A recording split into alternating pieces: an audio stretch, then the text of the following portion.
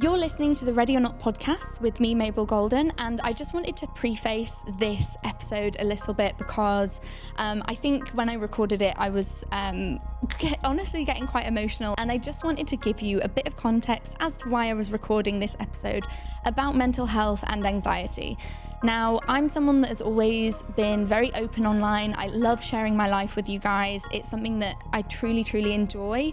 But over the past few months, I feel like I've kind of been skimming the surface and not giving you the full truth of it. And I really feel like over the past 6 months, I've got to a point where I can be a little bit more comfortable discussing this kind of thing. So in this episode, we're talking about my anxiety over the past 6 months. We're talking about better help and therapy, and it is a really vulnerable place for me to be. So I hope you enjoy this episode, and let's get started.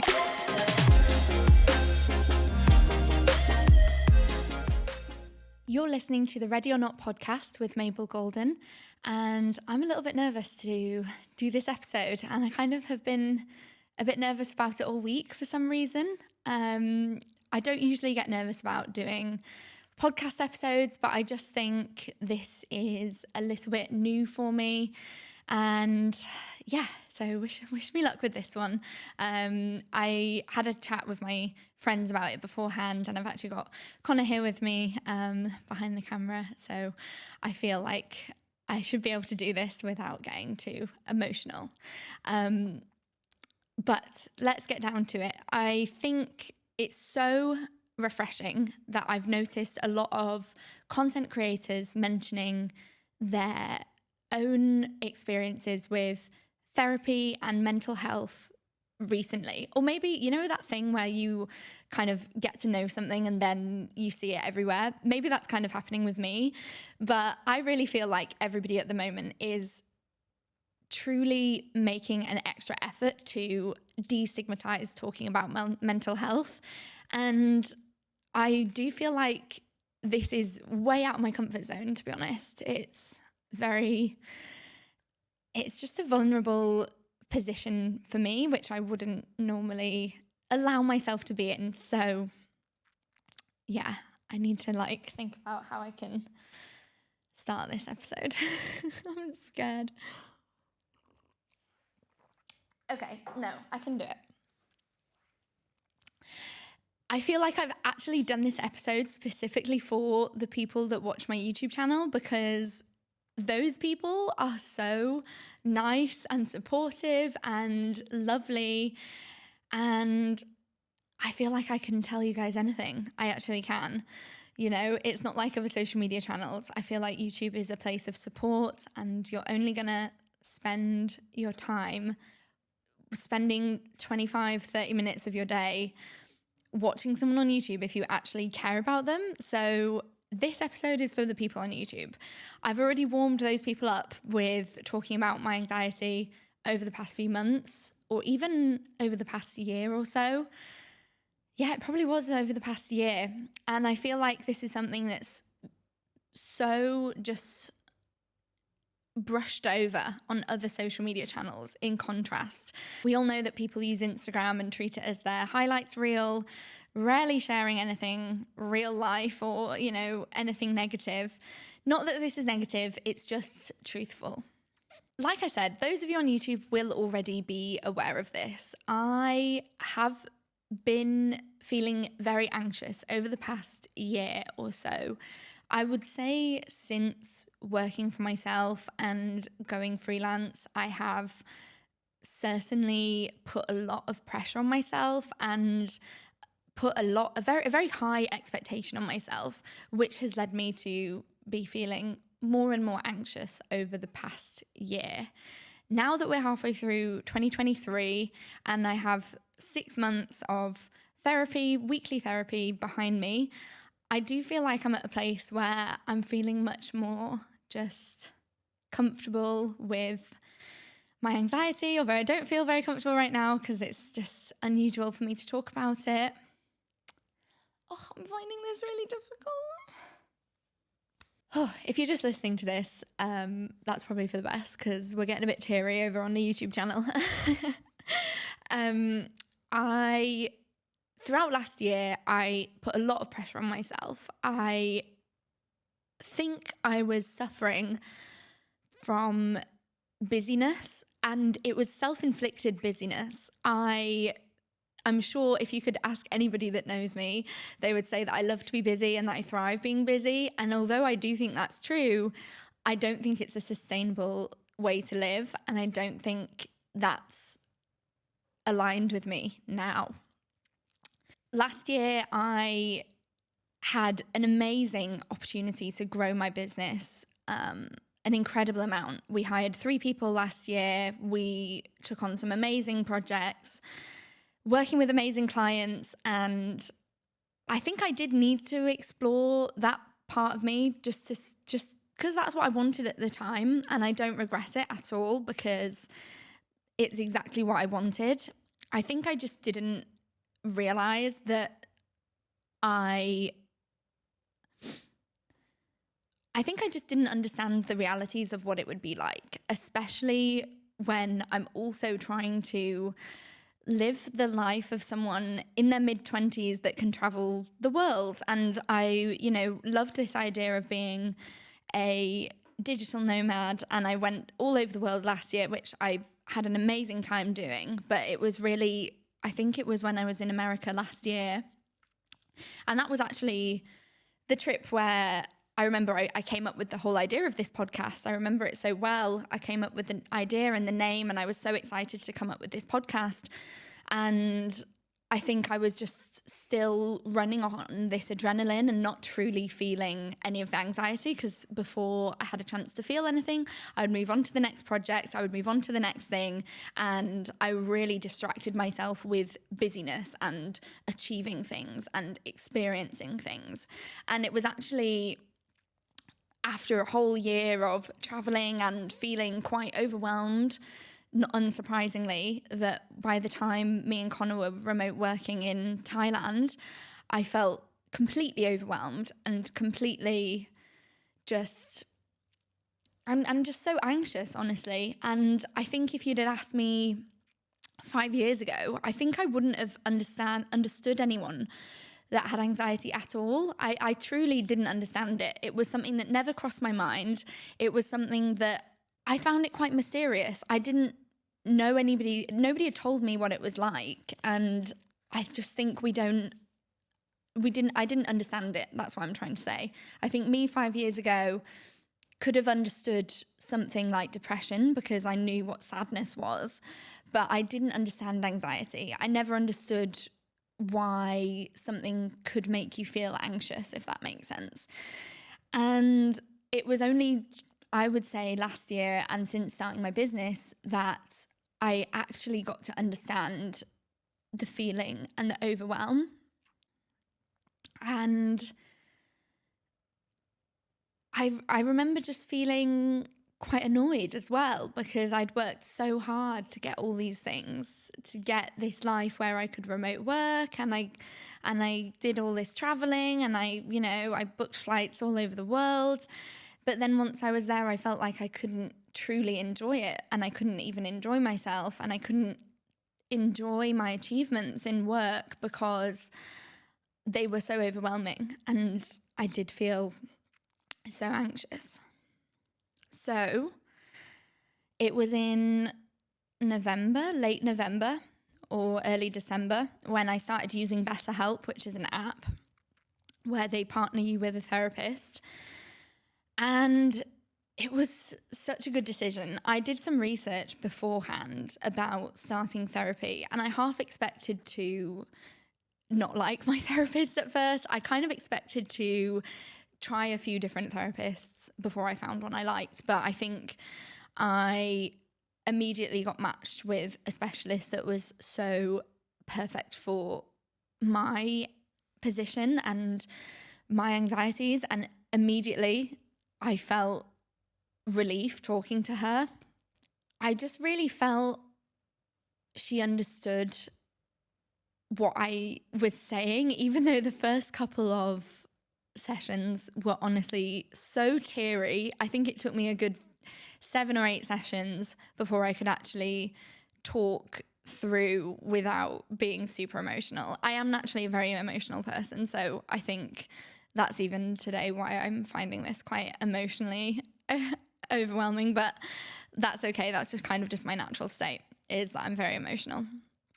Anyway, so I started doing these sessions remotely from Thailand and have continued them since moving back to Dubai. And I truly, truly just recommend it to anyone, honestly. I feel like it's been so beneficial for me. And I'm going to keep doing it forever, honestly. I actually mean that, because it's so important to be able to sit with your feelings and think about them and not distract yourself with other things like experiences and whatever it is, whatever your kind of unhealthy coping mechanisms are. For me, it's busyness and productivity, and often toxic productivity, distracting from any feelings of anxiety. But to actually sit and get comfortable with being uncomfortable is so important.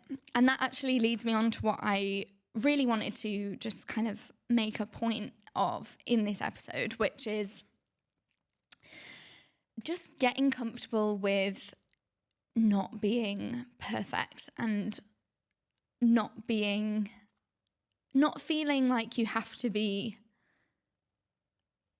anything, not feeling like you have to be a certain way, or not putting any expectation on yourself. I think this is something that's so basic in its principle, but something that has been such a major shift for me recently and in the past year, that I really wanted to make a point of saying this to you on this podcast. So I was recommended a book by my therapist called The Gifts of Imperfection.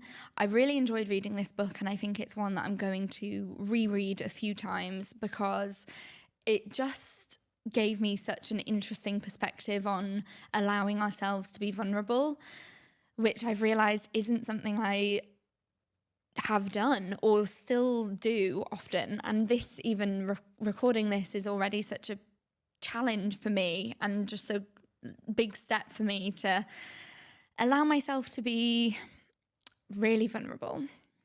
She talks about the vulnerability that you can share and how that can enable us to allow other people to be vulnerable and feel their feelings, and what connection that can bring.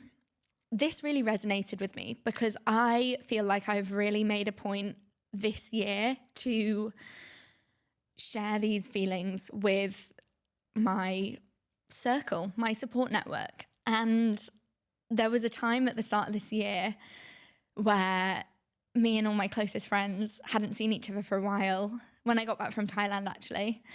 And I remember we all just really opened up and really, I'm not going to lie to you, we all had a cry, and we all were so vulnerable. And I feel like I'll really remember that forever as one of the first times that we all really, really allowed ourselves to be vulnerable and put ourselves in that position to allow others to feel what we're feeling.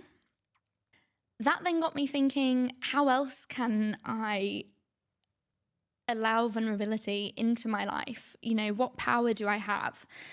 For me now as an employer, I want to lead by example, and I want to have a culture that allows for vulnerability and human needs, and not feeling like toxic productivity is the most important thing, when in fact and this is my word of the year that I set my intention for in January, it is self-compassion, and it is listening to what you truly need and truly want. And sometimes that isn't to, in fact, more often than not, that isn't to work so hard and distract yourself with all these different things and set these high goals for yourself, when actually we need to be present and be enjoying the work that we're doing. That's one small way that I'm trying to have an impact on my team and lead by just and lead with that connection and courage. But it is difficult. Trust me, it is really difficult. Even doing this episode, I think, has been the next step for me in this progress. I will need to save some of the things that I wanted to say for another episode because baby steps, okay? But I'm going to leave you with a few tools that have helped me, that are incredibly simple, that I learned from my therapist, my BetterHelp therapist, who is amazing, and maybe they will help you. I find that often when working for yourself, or in so many jobs now where we're being pulled in a million different directions and we're needing, to do so many tasks and complete so many tasks, we can become addicted to the feeling of accomplishment. And that is something that I definitely suffer from, is being addicted to a feeling like I've done things and feeling productive. This is how our culture is, making us feel at the moment with hustle culture. I would advise anyone that is feeling really overwhelmed to make a simple worry list. Think about what you actually should be worrying about today and what is needless to worry about. It sounds so simple, but getting everything down on paper truly was something that helped me so much in those first few weeks of starting my therapy journey and, trying to get an understanding of my anxiety. Let's take a moment to just talk about being mindful and meditation. Now, I have tried to implement some small mindfulness and meditation practices into my life. It is nothing crazy, honestly. I kind of wish I was the person that meditated for an hour every morning, but I'm not. Sometimes I manage 10 minutes and I use an app called Headspace. It's so just easy to put on and take a few moments to just sit there and breathe instead of scrolling on TikTok or whatever it is when you first wake up. And I do feel like this has also had a positive impact. It does sound really basic, and I know that pretty much everyone will probably give this advice, but I wanted to just add to that cliche and give the advice as well until you try it, because I do think it has had a positive impact for me. There is so many mindfulness practices out there that I haven't mentioned. Journaling, gratitude journaling and gratitude journaling are other common ones that I hear about. Let me know. I would love to hear from you if you enjoyed this episode, and let me know what you define as self-care and what really helps you. I would love to hear from you. If you are considering starting therapy, I urge you to give it a try, because it's one of the steps that I took for myself last year, and I took a lot of steps for myself last year. I did a lot of things and I achieved a lot of things, but it's truly one of the things that I'm most proud of, because it felt like such a mountain at the time, and now it's just become part of my routine, part of my life. And although I still feel like I have work to do, I am proud that I've started. I think I was just extra nervous to do this episode as well, because I think there's always going to be people that think that talking about your feelings is quite attention seeking, or that will roll their eyes at this. And I've decided that I don't care if people do think about that, because I know that those people that are following my journey and supporting me, this is me being honest with them, giving an insight into my personal journey. And I'd love to know what you think. I hope you found it valuable. Thank you so much for listening.